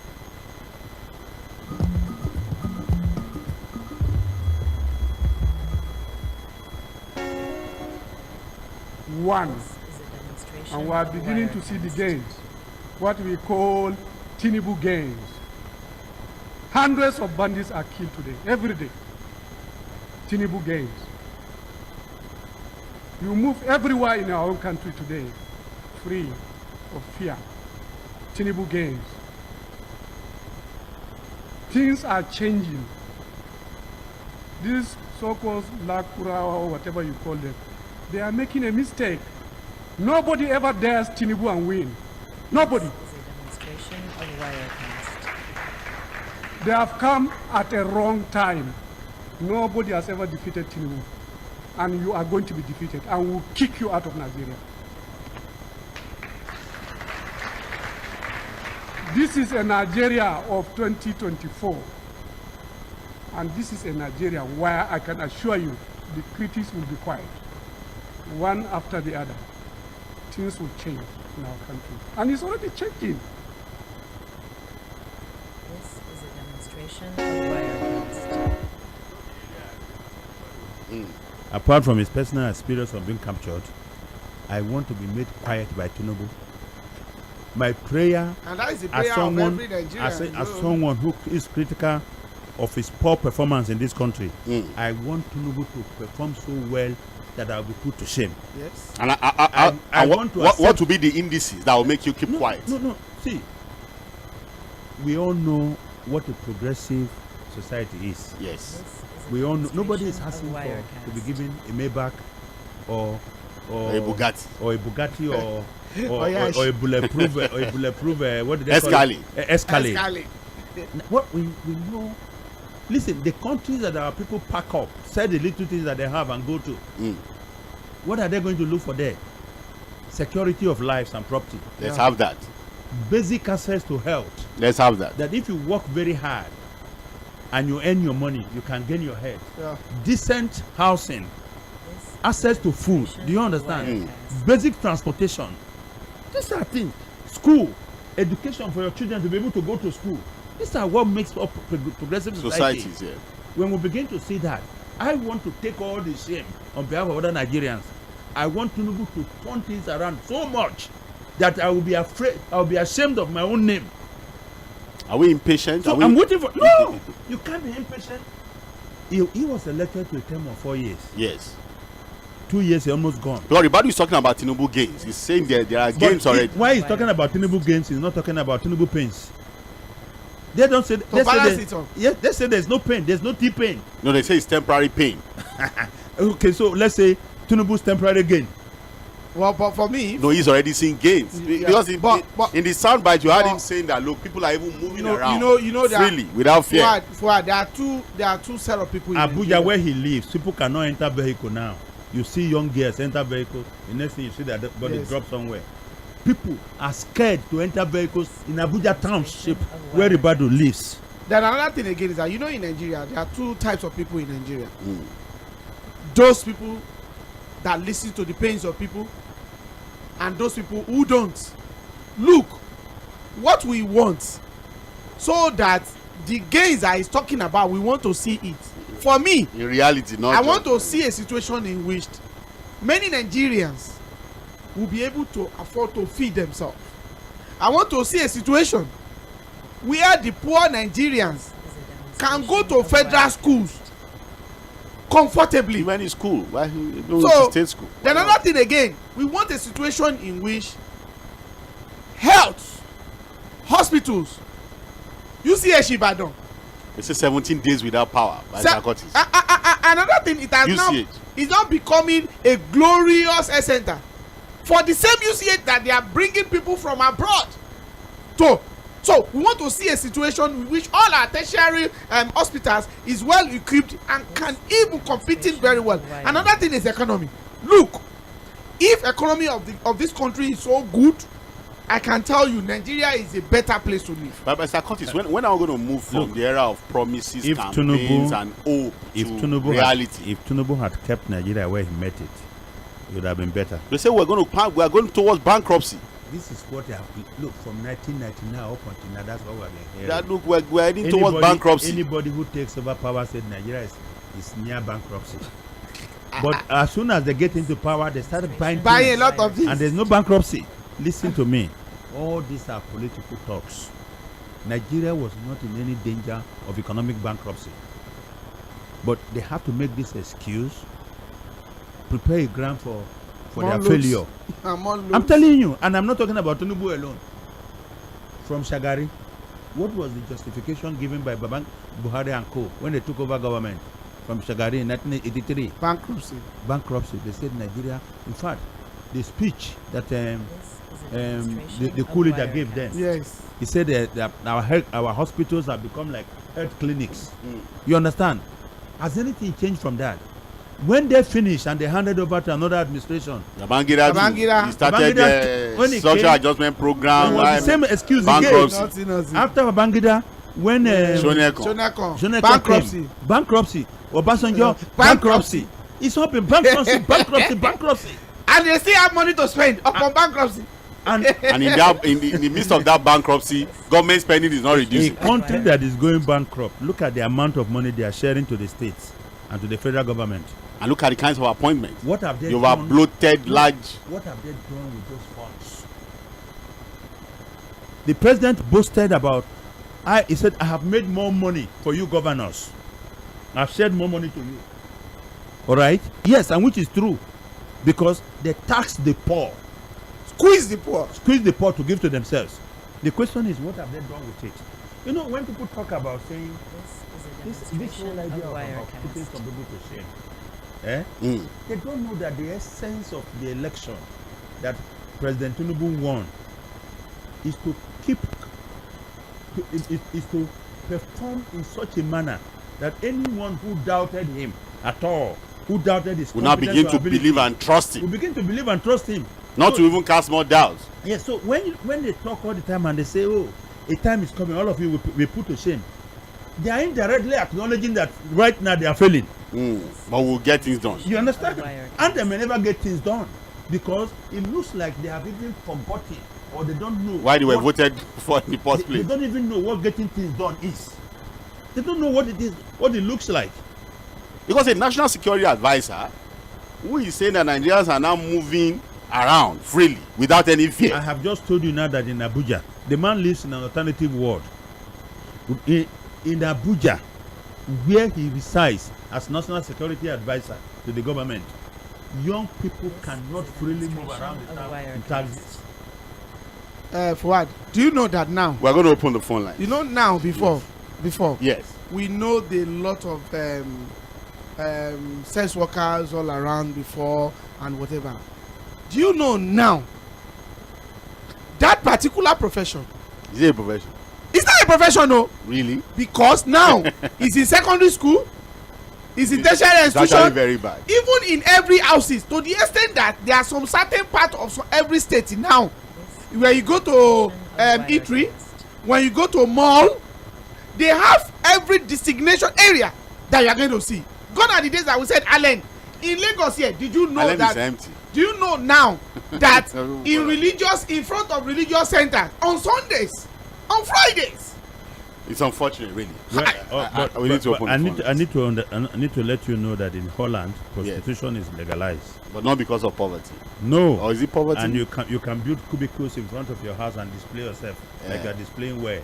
Yes. And I can tell you, even though it's not something that I personally support. Yes. A religious society like ours that ban those things, we are not making more progress than these people. Yes. Because we are hypocrites. In reality. The things that we profess with our mouths are not in our heart. And that's why we're calling for leadership of conscience. Just conscience. Let your conscience guide you. This thing that you are doing, is it fair? Is it right? Let me add this one. I said it yesterday and I'm going to repeat it. With the current situation of the country, forward, we don't need prayers. We don't need fasting for the country. Do you know what we need? We just need to show mercy to ourselves. Let the leaders show mercy to the followers. Empathy. That is what we really need. We don't need prayer. We don't need fasting. Just make sure that you show mercy. You are a leader. You have all those resources because of people. The mercy you are talking about is not to be sharing rice and no, we're not talking about mercy. What is due to them? Because I think in the minds of some no, it's not even about rice. It's about stocking bags of rice and tell people to queue to come and collect. You know, many of them did not even have the kind of brain. 136 0000410 Political Roundtable, Mainland 98.3 FM. We've touched on the Ondo elections. The civil society organizations have complained bitterly about the widespread issue of vote buying despite heavy security presence, and they are saying that look, it's time for us to look at the electoral process again. The APC is celebrating Lucky Aiyedatiwa governor again for 4 years in Ondo State. Presidential appointment, Senator Ndume is telling Daniel Bwala, go and apologize to the vice president. You raised unnecessary dust about the Muslim ticket. Now you are back to promoting that same ticket. It's very, very important that you apologize. And then on nation building, former President Wİ Obasanjo again has criticized the leadership of the current president, describing Nigeria as a failing state and as warned us of a state capture that is going to kill the nation if we don't quickly do something about it. And we also talked about Wike telling Alhaji Atiku Abubakar, the former vice president, that look, for 2027, forget the PDP. It's time for you to say bye-bye to any idea of becoming the president of the Federal Republic of Nigeria. Barrister Curtis Nuruddin have been able to really touch on these issues, and I think we can open the phone lines now. 09136 0000410. Hello, good evening. A very good evening to the team in the studio. Yes, good evening, Prince Wise. Yeah. I greet all of you well. Where are you calling from, Prince Wise? I'm calling out away in my award of where you put me. So that's what. All right, please go on. Number one, I must commend on those people. You know, I say, yes, better can they win because they must not allow fly to kill, talk less of human beings. And the another was so peaceful. Congratulations to the winner. And for Baba always speaks very well. I love people. But what am I doing? It's supposed to say we. It's part of the problem we are facing today. When Baba calls second time, our insurance finance is not working. Did he do anything about it? Electricity is not working. What do you have to do about it? When state capture, his daughter was a commissioner in Ogun State, but become a federal senator. So for me, all the parties that they want to talk, say we contribute to the failure of Nigeria, not only the present government. I think the present government today is below 2 years. Technically, it's 4 years. Before you continue, you do this or you don't do that. Well, Baba is so very well, but you must continue. If you want to speak with somebody you know, go in there to advise him. Not on the page of the newspaper. Good evening to you, God bless you. All right, thank you, Prince Wise. We didn't wait for 4 years before we assessed Buhari. Hello? Hello, good evening. Good evening, Mr. Flash. Yes, good evening.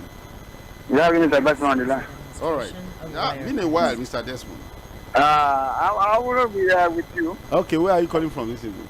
For now, I'm calling you from Stellar Express. Stellar Express. Okay, please go on, sir. I greet Barrister here. I greet Mr. Nuruddin. We greet you too. Thank you. Okay. Barrister. You are at US now. Any technical glitch? No. In fact, we 155 million voters. Under 5 hours, the results were out.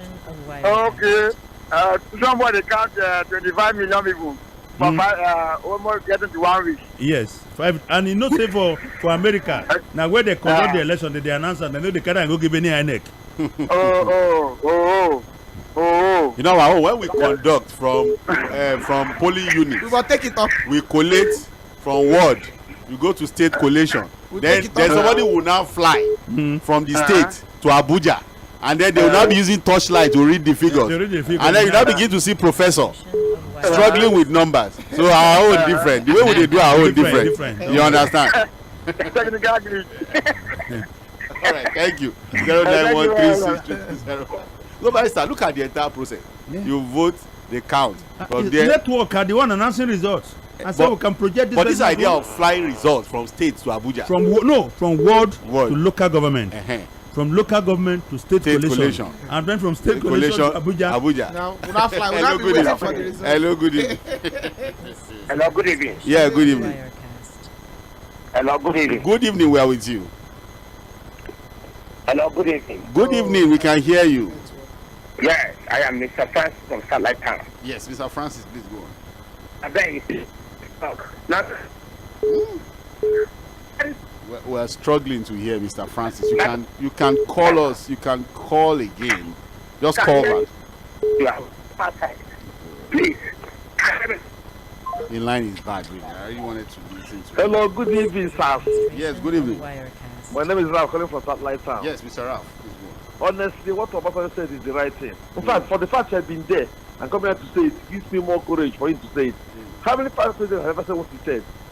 We're in a big mess in the country. God bless you people. I'm okay. I'm satisfied this evening. God bless you people. God bless you too. 09136000410. I'm afraid of state capture. I know what it means. Hello, good evening. Hello. Hello, good evening, Fahad. Yes, good evening. My name is Lucky, calling from Yanapaja. Sorry? My name is Lucky, calling from Yanapaja. Yes, Mr. Lucky. Lucky just won an election in Ondo State. My barrister, welcome back home from America. Thank you. All right, please go on. Enjoy you too. So, what Obasanjo just said is just the truth. Okay. I don't know whether you guys walk on the street. If you see what is on the street, like Nigeria now is like a city without a leader. I'm telling you. If they just say like there's no government in Nigeria, if they just say like no leader in Nigeria, I don't know what it means. If you walk on the street, see the people, there's no hope. So what Obasanjo just said, he just the truth. So I don't know why someone connect Obasanjo. This is why I sing one song. Now so go the day. If Obasanjo did not do it, now so continue to do like that. Nobody will change it. Somebody has to change it. Because the back to do it, then you continue to on an illegal way. No, that's what the man is speaking. Even though you can speak on the Obasanjo, since you said, and if you see what has proposed, this country is going around, this is people to do. I don't know why when I want to destroy Nigeria, I don't know, because look at the governors, see what they are doing, just to make sure, I don't know. All right. So I'm not confused, I'm telling you. All right, let's if Nigeria not wake up, they could not come see say Nigeria not dey again. But the good thing is, no matter you stay there 8 years, when you will live there one day, God will judge you whether you do right or you do wrong. Thank you. All right, thank you, Mr. Lucky. Let's quickly deal with some of the messages we have on Facebook, so that we can also touch on that constituency. A lot of messages actually. We have Dᴏɪᴛᴛᴇʀ who is saying, "I, great man of high senses, Alabalakwe from ᴏᴏʟʟᴡ. Last week, I said on the show that Ondo election will be walkover for Aiyedatiwa, and my prediction came true. Nothing more. That's nothing more than let's use this platform to congratulate him, Aiyedatiwa, and also congratulate my party APC for the success. I think we've done that. And lastly, it's the PDP that was trying to buy vote, but APC resisted. you are in that Ojo saying that. From what the CSOs have said and some of our guys on ground, every political party was attempting to. Most of the political parties actually was trying to buy votes. So we know you want to support. No, an APC pay more. According to the report. Well, John Benjamin, good evening to you. The three wise ones. Integrity is never a watchword to the APC and their leaders, and for Ogun State local government election is a joke. I didn't bother to talk about the local government in Ogun State election. I called it was a complete waste of time. Anything that is conducted by the LAU1 of Nigeria. No, any local government election in Nigeria is a governor's election. Not even one conducted by LAU. I was around, Akute, Alagbole, and the things I saw. Let's just keep quiet. Let's just not bother with that local government election in Ogun State. Just a complete waste of time. So we have Patrick Obiazo saying Tinubu has scored another own goal. He has succeeded in demarketing his government further by appointing people whom Nigerians regard as men of questionable integrity.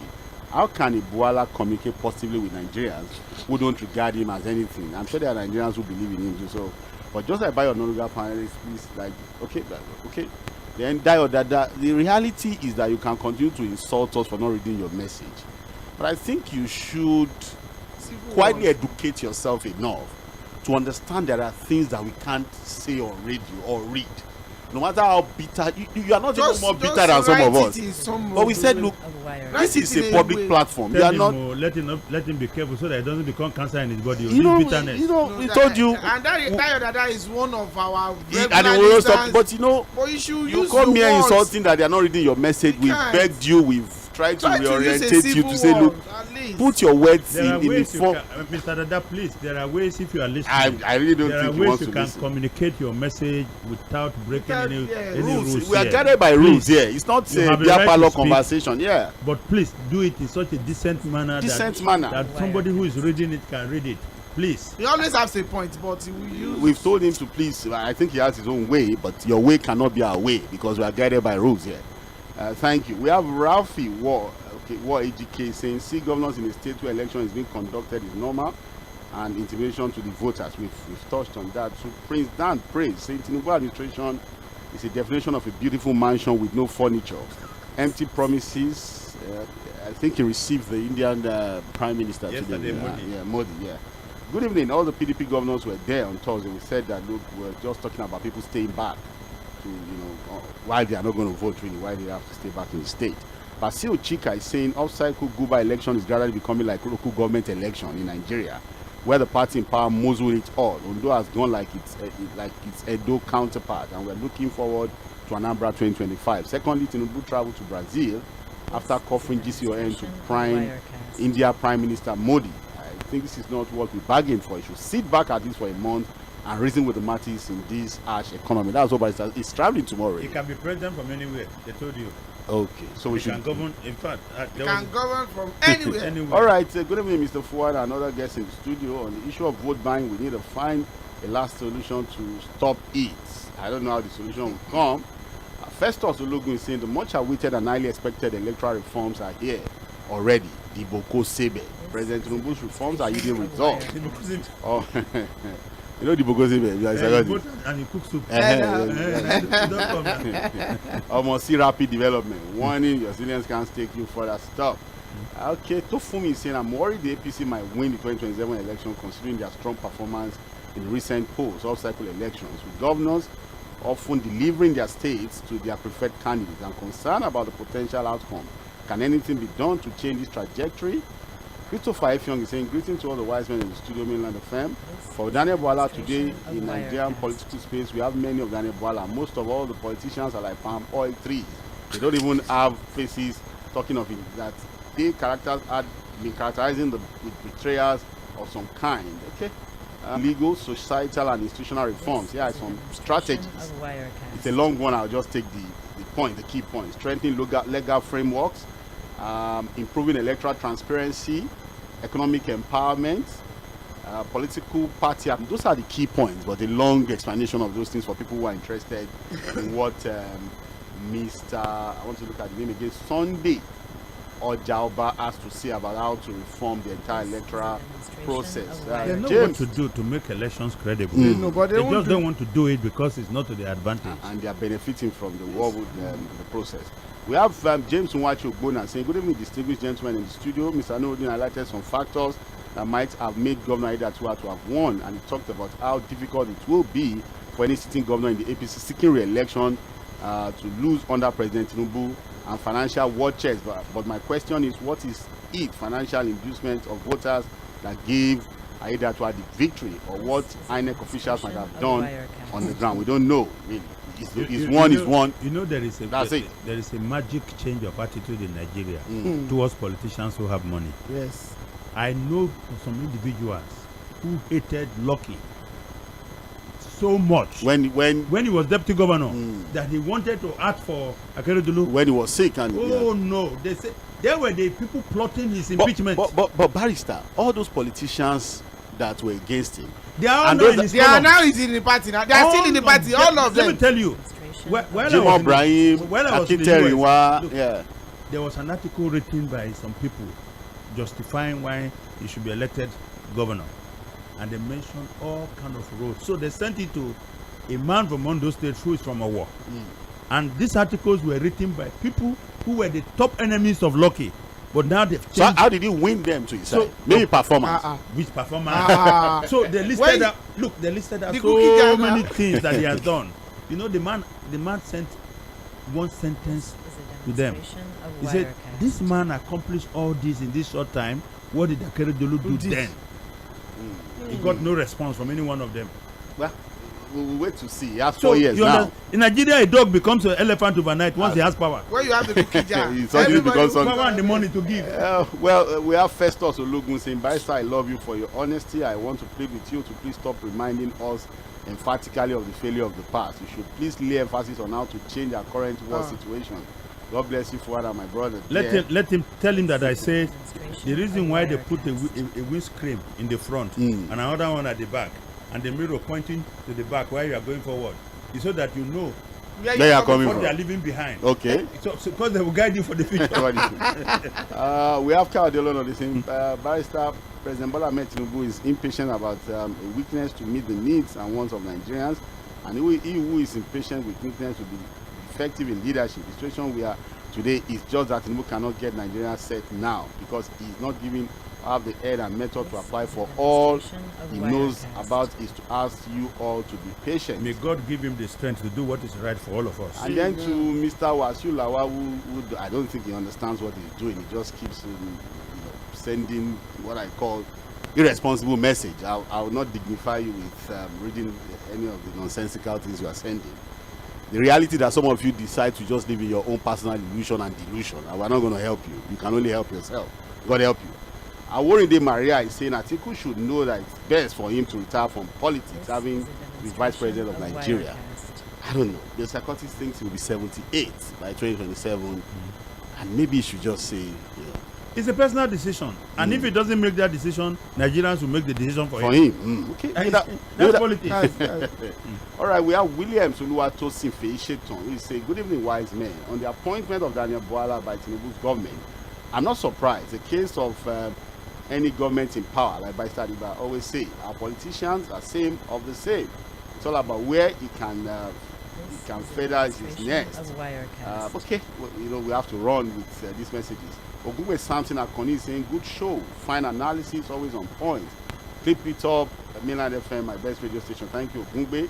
We have our Aworinde Maria, who is saying very difficult for the PP or the political party to depose Tinubu, except Nigerians are more determined for a better government. I think on the contrary, many of us are praying for him not to be disposed. We want him to perform. We want him to deliver on his promises. And I think for here, we are not even concerned about what happens in 2027. No. It's about now, governance, nation building. Yes. People are, look, the system is hemorrhaging. People are suffering, and they are calling for help from their leaders. And we can't continue to talk about 2027. We are talking about now. If we die now, before 2027. So it's more about what we do now. Basic amenities. The question that I have always asked is Tinubu and his group being patient with the system. Is there anything that is due to them that they are not taking now? Now. They are not taking now. They are saying, okay, let us wait let's cook this beautiful soup so we can all feast on it together. Because you say you are cooking soup for me, and I see you going to the kitchen. You take meat. I'm still in the sitting room waiting for you to serve. Just be patient, though. Then you come again and see dish rice. It's like a father. You are tasty. It's like a father who has who called the family together and said, "Look, my finances are no longer too good. Let's cut out some things." Then he cuts out bread. He cuts out cornflakes. He cuts out milk and all that. And then the children wake up the next morning. They saw 50 people in the house feasting. Daddy, where are they from? Oh, there are people working for me. I say there's no money. And there's no money. Well, Vice Curtis, your final take on the show because we need to leave the studio. Well, look, it's up to Nigerians what they want to do with their country. If you want to keep selling your votes, and you think that once you are able to cook soup today, I beg you, please find the technology that will keep that soup for 4 years. They go chop up now. For 4 years. It can be. Yeah, I'm sure it can last a week. Oh, no, it will last 4 years. It will last 4 years. It depends on how they keep it. Yes. Let them manage it. And then for Mr. President, I think he needs to understand that nobody here wants him to fail. At all. We are all praying for him to succeed. His success is our success. Definitely. His failure is our failure. Of course, and yes. we wish him the very best. Yes. All right, we wish him the very best. Nuruddin, your final take on the show. Well, for me, Mr. President, this is the time for performance. We know that in the next 1 year now, election, whatever, you don't have time. Whatever you do now, till December next year, is what people are going to judge you with. Please, people are suffering. All right, people are suffering. Thank you so much, Nuruddin Adigbenro. Thank you so much, Mr. Curtis Adiba. Like I said, it's nice to have you back in the studio. I'm sure that by January, when Trump is eventually sworn in, we'll start to look at 4 years of the Trump administration, all of his promises, global politics. We'll still delve into all of that. Politicians campaign in poetry and govern in prose. And they govern in prose. So we'll read the prose when January comes and he's sworn in as the 47th president. There's a difference between what you promise on the campaign and what you do and what you're able to deliver. All right. I'm waiting for you, all right. Thank you so much. This is what we call it today, Political Roundtable, Mainland 98.3 FM. My name is Sahid Fuha. Let's do this again next week.